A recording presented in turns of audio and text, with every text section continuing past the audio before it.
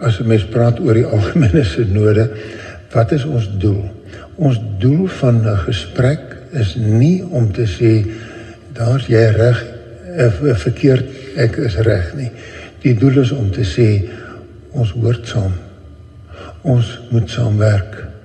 Ons moet nie smaak dat al is daar verskille oor een of twee goed, mag dit nie vir ons verdeel nie, want ons grootste getuienis in die wêreld is, hieraan sal almal weet dat julle my getuies, my kinders is, as julle liefde onder mekaar het.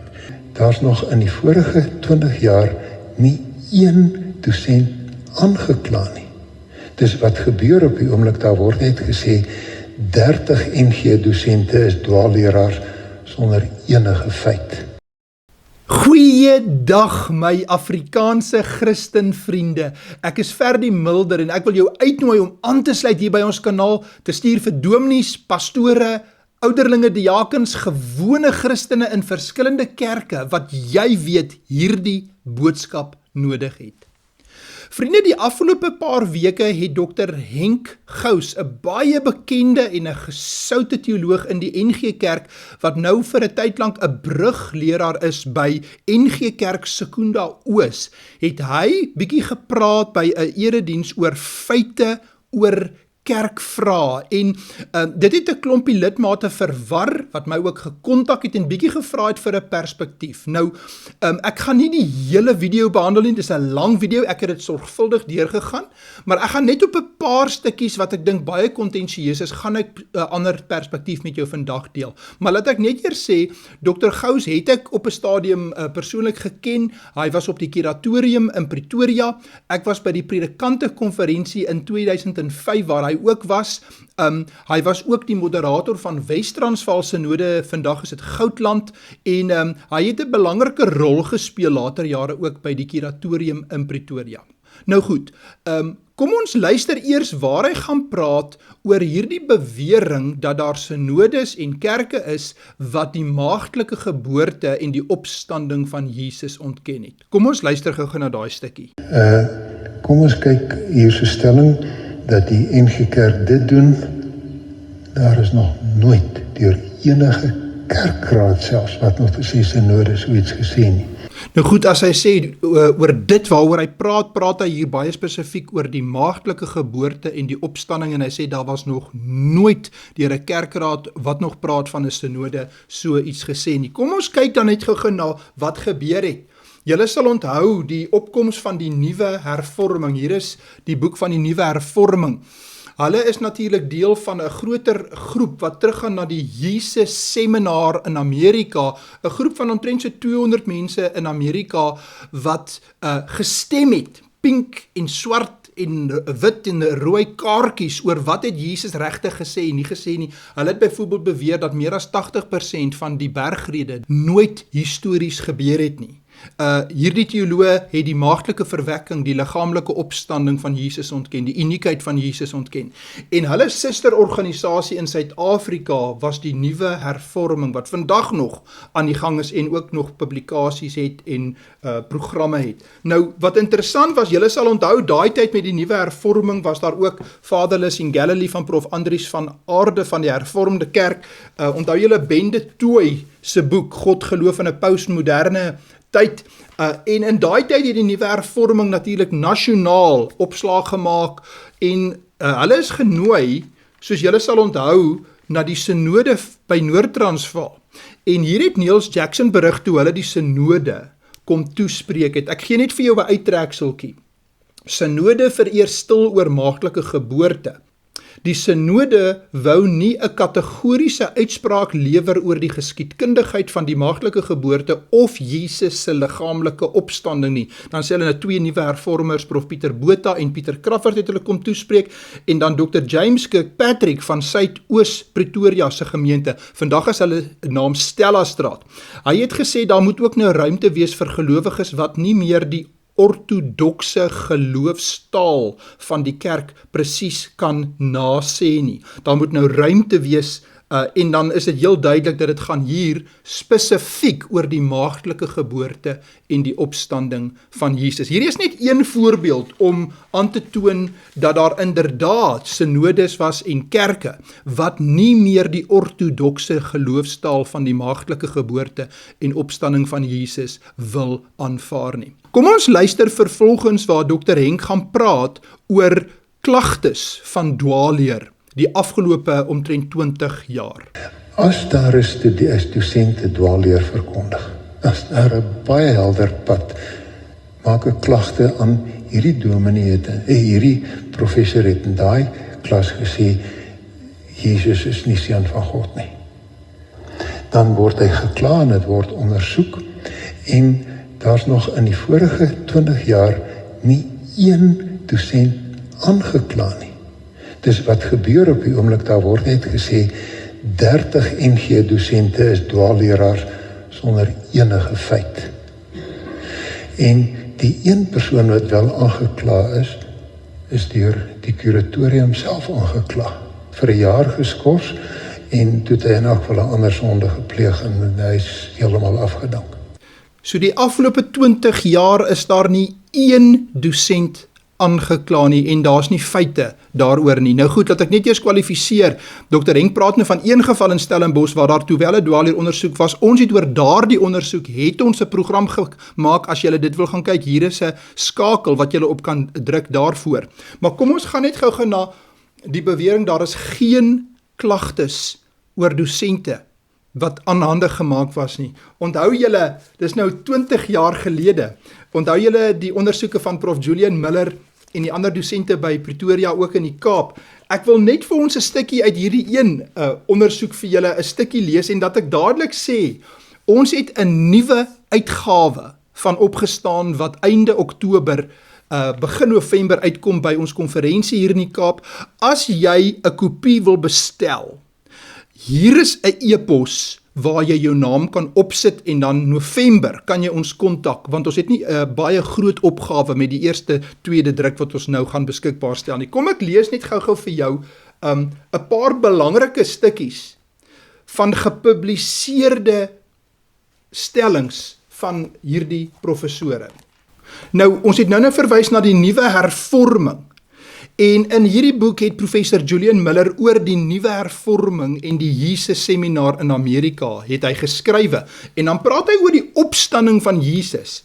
En hy sê onder andere, hy sê, of jy nou metafories glo, soos die nuwe hervormers en die Jesus seminar, en of jy letterlik glo, uiteindelik is die vraag of jy saam met Petrus bely dat Jesus die Christus is, die een wat God se hart vir ons oopmaak, waardeur ons gered word. Die vraag is, kan Jesus, wie se graf nie leeg is nie, kan hy werklik die seun van God wees, as die graf nie leeg is nie? En wat gebeur het tydens die ondersoek in Ooskerk, in Pretoria, is dat die Ringskommissie het geoordeel dat in hierdie tersaaklike gedeelte oor hierdie metaforiese of letterlike glo, gaan dit oor 'n houding van verdraagsaamheid oor mense se geloofsvariasies. En Prof Miller is toe vrygespreek van enige dwaalleer. En toe het hy, na sy vryspraak, het hy in Kerkbode byvoorbeeld die volgende geskrywe, ek haal aan, Kerkbode van 10 November 2006. Hy pleit dat die teologie sal ophou om vir mense vanuit reeds geformuleerde standpunte te wil voorskryf hoe hulle oor hulle self, oor die wêreld en oor God behoort te dink, en eerder begin om by hulle te hoor hoe hulle self ervaar. Ons moet dan van daaruit saam met hulle nadink oor die koneksies tussen die verskillende verhale waarmee hulle eie realiteite konstrueer. Vriende, en net om te bevestig dat hierdie werklik sy standpunt was, wil ek net vir jou lees wat het toe gebeur tydens die universiteitsverhoor. En daar's ook hoofstukke daaroor in die nuwe boek wat nou verskyn, waar ons verbatim aanhaal. Tydens die verhoor het die regter vir professor Miller die volgende gevra, waarop hy toe antwoord. Net om dit meer konkreet te stel, is daar tans binne die NG Kerk ruimte vir mense om aan die een kant te sê, ek glo in die letterlike opstanding van Christus en sy maagdelike geboorte, terwyl aan die ander kant daar mense is wat sê, ek glo nie in die letterlike opstanding en die maagdelike geboorte nie, maar op grond daarvan bely ek ook ooreenkomstig die voorskrifte van die NG Kerk. Is daar ruimte vir die soort akkommodasie? En dan antwoord professor Miller, aanhaling, ek glo so. Ek dink soos wat die NG Kerk en sy teologie ontwikkel op die oomblik, is dit veel meer inklusief as eksklusief. Vriende, die NG Kerk het in 2006 besluit dat daar moet ruimte wees vir verskeie variasies. Jy hoef nie meer in die letterlike opstanding van Jesus te glo nie, gegeewe die ringsuitspraak, en ons het geappeleer na die synodes, nooit van hulle teruggehoor nie, en die professors is vrygespreek. Jy kan alles daarvan in detail lees in die nuwe uitgawe van Opgestaan. Vriende, en dan wil ek afsluit deur te verwys na 'n bespreking oor die algemene synode van die NG Kerk. Dr. Henk sê dat hy is by 10 algemene synodes gewees, baie ervare. Ek was by een algemene synode, onthou ek in Pretoria vroeër jare, ek was ook by ander synodes gewees, maar luister baie mooi wat hy hier sê, wat is die doel van die algemene synode en hoe hy die evangelie gaan interpreteer in hierdie stukkie, en dan sal ek deur die woord daarop reageer. Kom ons luister wat hy sê. Wat is ons doel? Ons doel van 'n gesprek is nie om te sê, daar's jy reg, verkeerd, ek is reg nie.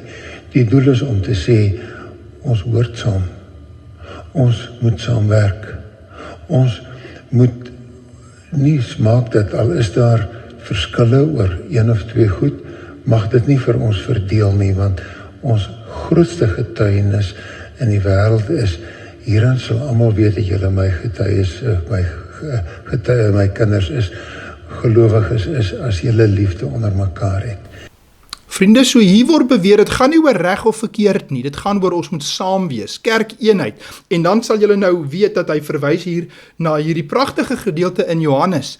Nou voordat ek dit gaan lees in konteks en 'n paar Bybeltekste, wil ek net vir jou bysê, die algemene synode, weet julle, het intergodsdienstige gesprek, maar dialoog en ook eredienste aanbeveel. Julle het in die vorige video's gesien, Hermanus NG Kerk het 'n intergodsdienstige erediens gehou. In die Grote Kerk in die Kaap weet ons daar's predikante wat dit doen. Ons hoor daar's by Bredasdorp, ons weet by Universiteitsoord, waar hierdie intergodsdienstige dienste nou besig is om populêr te word. En dit gaan terug na die algemene synode. Hier is die verslag wat gedien het.